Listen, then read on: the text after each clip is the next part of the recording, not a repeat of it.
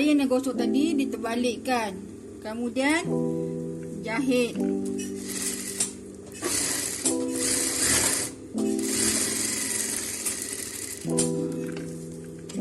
Okey, lepas tu terbalikkan pula.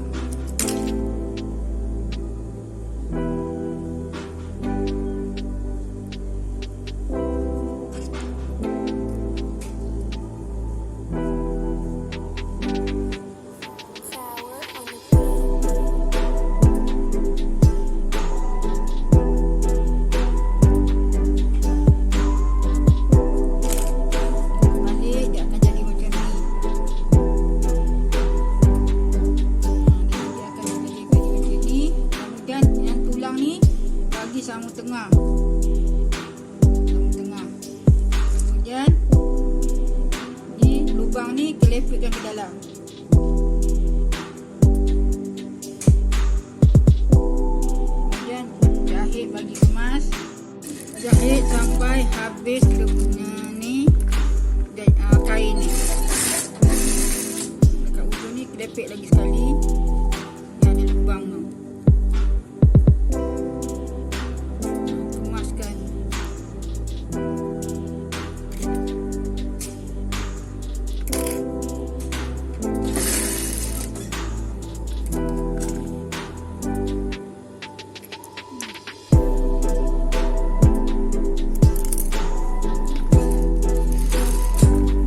Sampai selesai.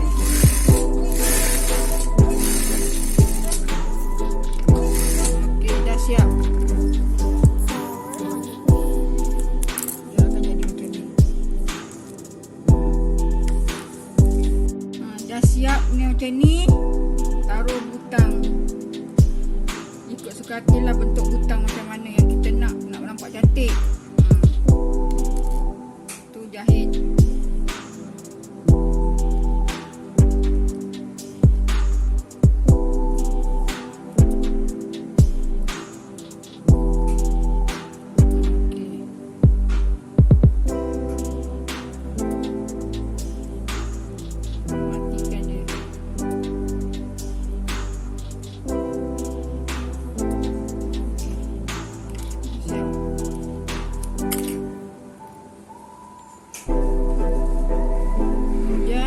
Sebelah lagi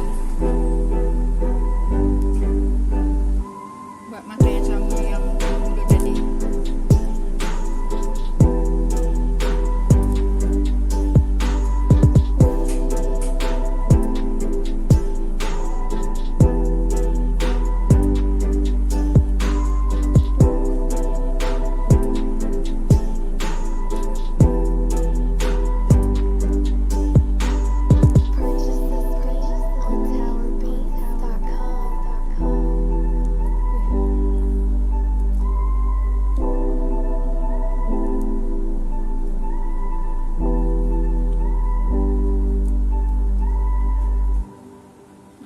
Siap. Ini hasilnya.